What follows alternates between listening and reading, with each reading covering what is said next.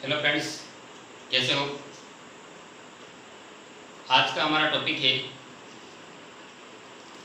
Part number 2, मानव तंत्र के अंतर्गत रक्त एवं रक्त कोशिकाएं। तो आइए इस पर चर्चा करते हैं। ध्यान से बोर्ड पर देखिएगा।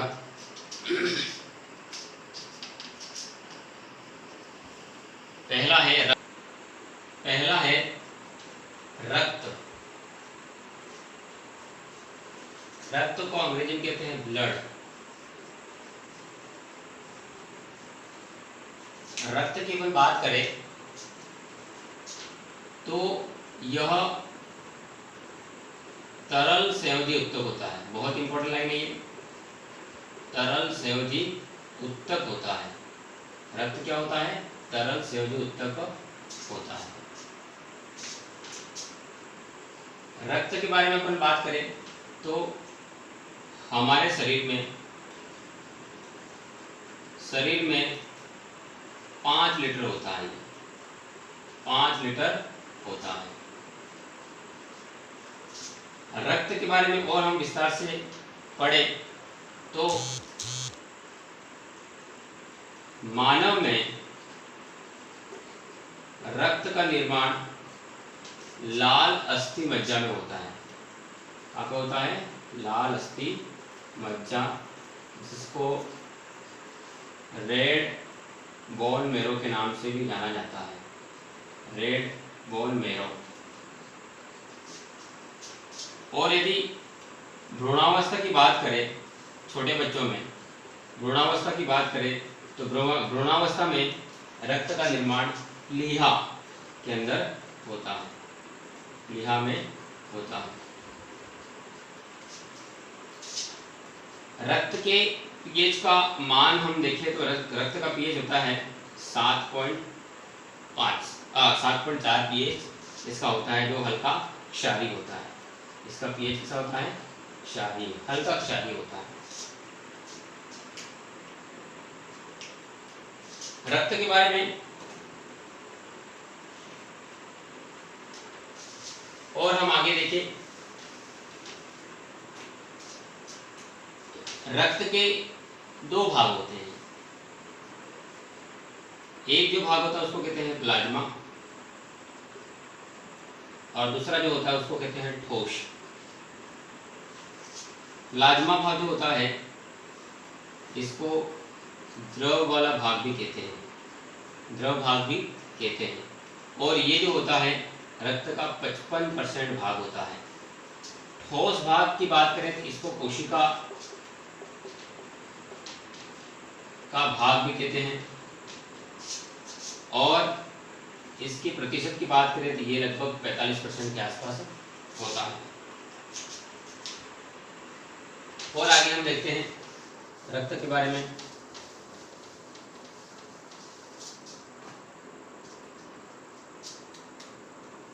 प्लाज्मा का जो 55% भाग है उसके वापस से 2 भाग होते हैं। इसमें तकरीबन 98% जल और 2% के अंदर कार्बनिक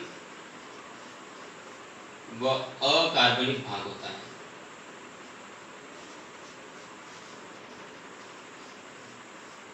यानी कि जो प्लाज्मा भाग है, जो लिक्विड भाग है, वो 55% होता है। और इसमें से भी 98% क्या होता है? इसका जल, और 2% इसके कार्बनिक और अकार्बनिक भाग होते हैं।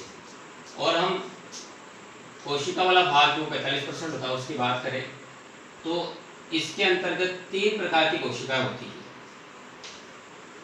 कोशिका वाले भाग में 3 प्रकार की कोशिका होती है रक्त के अंदर। सबसे पहली कोशिका होती है लाल रक्त कोशिका।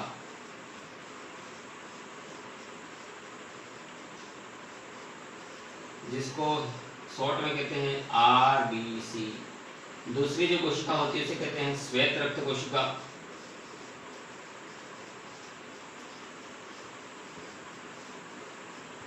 जिसको WBC कहते हैं। और तीसरी जो कोशिका होती है इसे कहते हैं बिंबाणु। जिसको प्लेटलेट्स भी कहते हैं। प्लेटलेट्स। के नाम से भी जाना जाता है। तो ये हुआ रक्त और रक्त की कोशिका। अब हम रक्त कोशिकाओं के बारे में विस्तार से आगे चर्चा करते हैं।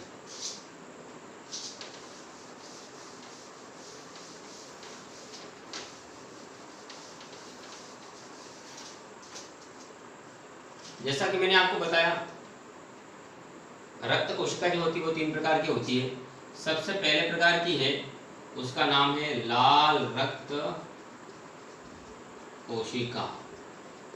लाल रक्त कोशिका, इसको अंग्रेजी में कहते हैं RBC, रेड ब्लड कार्पसल भी इसका नाम होता है, RBC।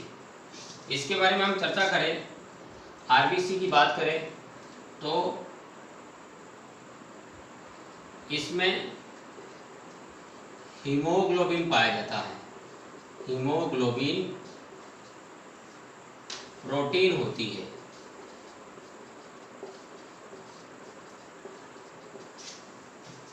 और इस प्रोटीन की वजह से लाल रक्त कोशिका का जो रंग होता है वो लाल होता है। हीमोग्लोबिन की वजह से इसका रंग कैसा होता है? लाल होता है। हीमोग्लोबिन प्रोटीन की वजह से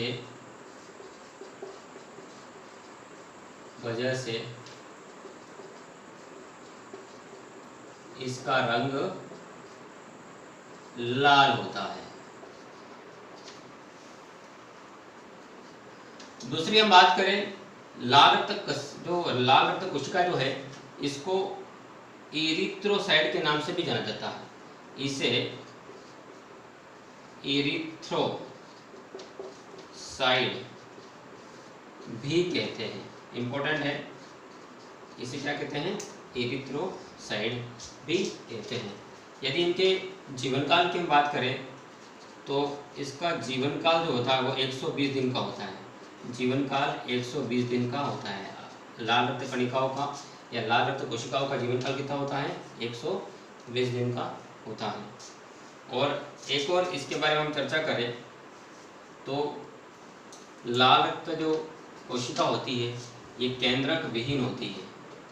केंद्रक विहीन कोशिका होती है। तो ये हो गया हमारा लाल रक्त कोशिका, जिसको RBC, रेड ब्लड कार्पसल के नाम से भी जाना जाता है। आगे बढ़ते हैं हम अगली कोशिका की तरफ।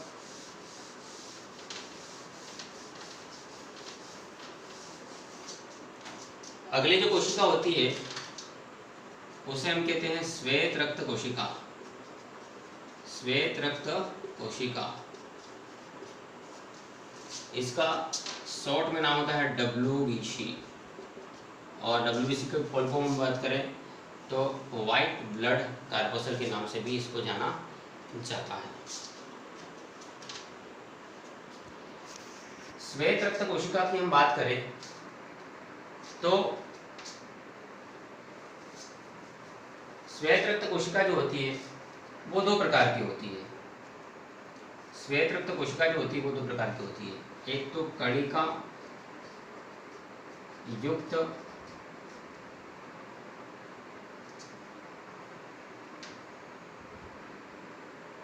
एवं दूसरी जो होती है उसे कहते हैं हम अकणिका या कणिका विहीन। कणिका विहीन। कणिका युक्त की हम बात करें तो इसके अंदर 3 आती है। 3 प्रकार की कोशिका आती है, न्यूट्रोफिल,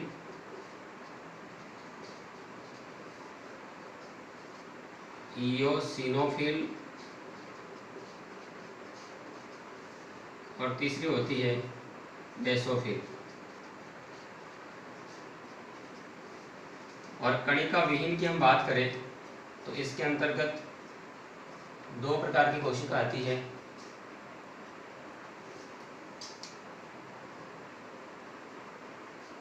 ल्यूकोसाइट और दूसरी होती है मोनोसाइट। लिम्फोसाइट। लिम्फोसाइट होती है, लिम्फोसाइट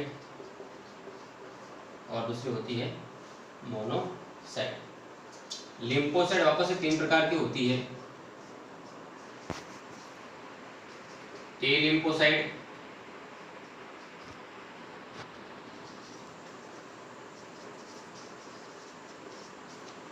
बी लिम्फोसाइट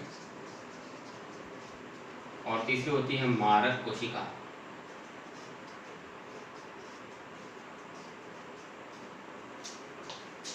लिम्फोसाइट और मोनोसाइट कणिकाविहीन होती है ये। लिम्फोसाइट की बात करें वापस से 3 प्रकार की होती है, टी लिम्फोसाइट, बी लिम्फोसाइट और मारक कोशिका। तो ये होती है श्वेत रक्त कोशिका के 2 भाग होते हैं, कणिका युक्त और कणिका विहीन। एक और जानकारी मैं दूं श्वेत रक्त कोशिका के बारे में, इसे ल्यूकोसाइट के नाम से भी जाना जाता है। इसे ल्यूकोसाइट भी कहते हैं, इसे ल्यूकोसाइट भी कहते हैं। और इसके जीवन काल की हम बात करें, श्वेत रक्त कोशिका के जीवन काल की बात करें, कम से कम इसका जो जीवन काल होता है वो 3 से 4 दिन का होता है। 3 से 4 दिन का इसका जीवन काल होता है। और इसके हम कार्य की बात करें तो यह शरीर में प्रतिरक्षा का कार्य करती है। शरीर में क्या करेगी ये? प्रतिरक्षा का कार्य करती है। तो ये होगी हमारी श्वेत रक्त कोशिका। आगे बढ़ते हैं, तीसरे प्रकार की कोशिका की तरफ बढ़ते हैं।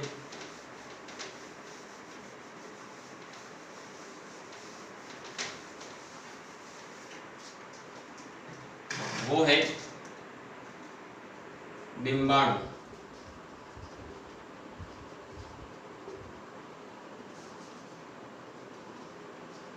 डिम्बाणु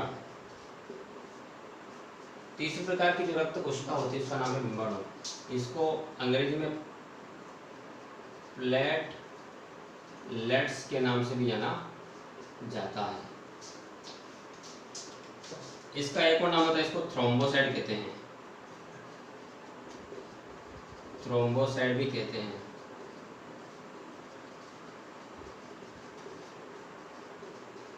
इसे थ्रोम्बोसाइट के नाम से भी जाना जाता है। इसके कार्य की हम बात करें तो यह रक्त का थक्का बनाती है, यह रक्त का थक्का बनाती है।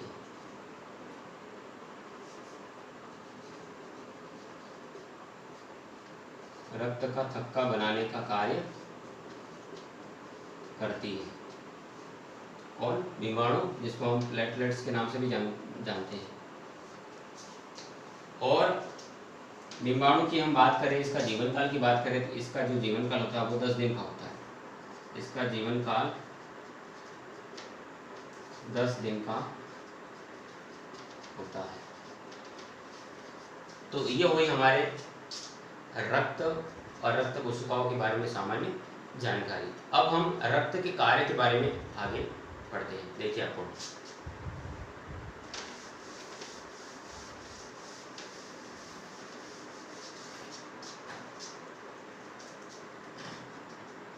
रक्त के कार्य। सबसे पहला काम है ऑक्सीजन और कार्बन डाइऑक्साइड का परिवहन करना।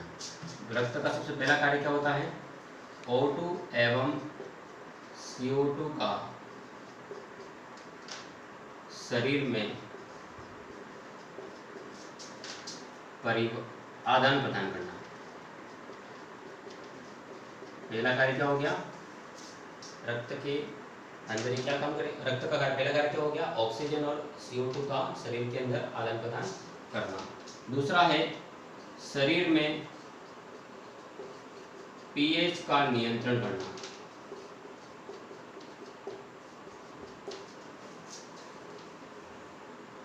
शरीर में pH का नियंत्रण करना। तीसरा कार्य है शरीर में ताप का नियंत्रण करना, ताप का नियंत्रण करना। चौथा कार्य है शरीर में प्रतिरक्षा उत्पन्न करना, प्रतिरक्षा उत्पन्न करना। और पांचवा कार्य है का शरीर में रक्त का थक्का बनाना। तो ये कुछ कार्य होते हैं रक्त के। तो आज हमने पढ़ा रक्त कोशिकाओं के प्रकार और रक्त के कार्य। तो आशा करते हैं आपको ये टॉपिक समझ में आया होगा, और इसी टॉपिक के साथ हम आपसे विदा लेते हैं। धन्यवाद।